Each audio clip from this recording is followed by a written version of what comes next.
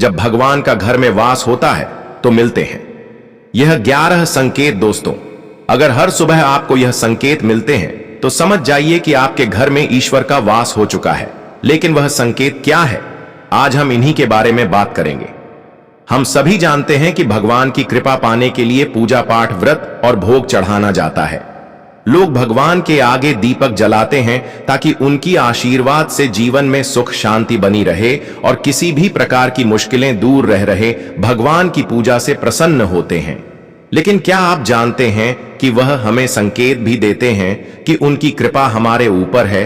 जब आप पूजा करते हैं तो ईश्वर का वास आपके घर में होता है।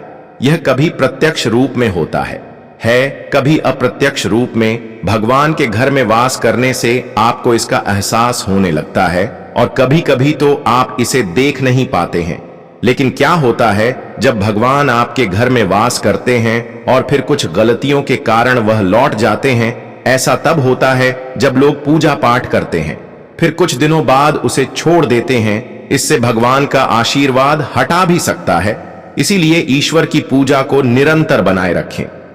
कुछ लोग ऐसे होते हैं जिनके घर में भगवान का वास होता है लेकिन उन्हें इसका एहसास नहीं होता था। वह कहते हैं, मैं रोज पूजा करता हूं, फिर भी भगवान मुझे क्यों नहीं दिखते थे। ऐसे कृत्य भगवान को नाराज कर सकते हैं। तो आज हम आपको बताएंगे वह संकेत जिससे आप जान सकते हैं कि भगवान आपके घर में वास कर रहे हैं।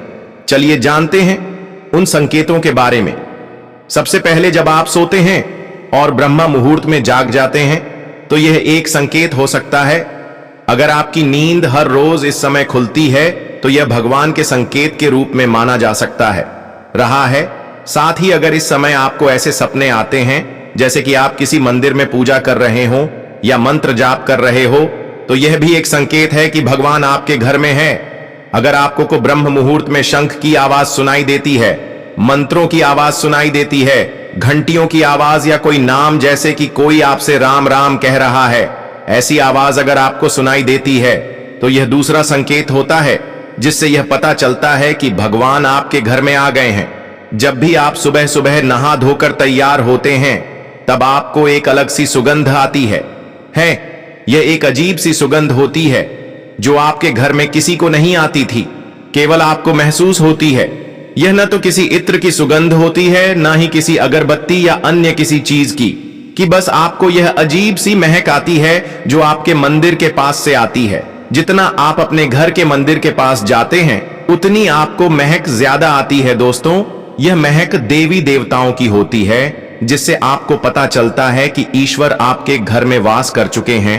अब जो नकारात्मक ऊर्जा होती है, जब उनका घर में आगमन होता है तो आपको घर के भीतर दुर्गंध आने लगती है। लेकिन जब ईश्वर का वास होता है तो सकारात्मक ऊर्जा का प्रवेश होता है और आपको को सुगंध आने लगती है। यह महक बहुत ही अच्छी सी, प्यारी और मीठी होती है जो आपका मन पूरी तरह मोह लेती है।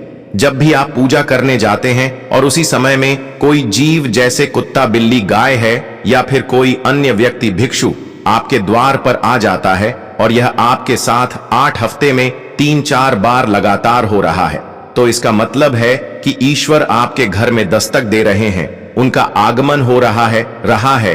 क्योंकि जो गाय होती है वह माता का स्वरूप होती है। कुत्ता भी भैरव बाबा का प्रतीक माना जाता है और कोई याचक आता है तो वह भी ईश्वर के किसी न किसी रूप में आ रहा है।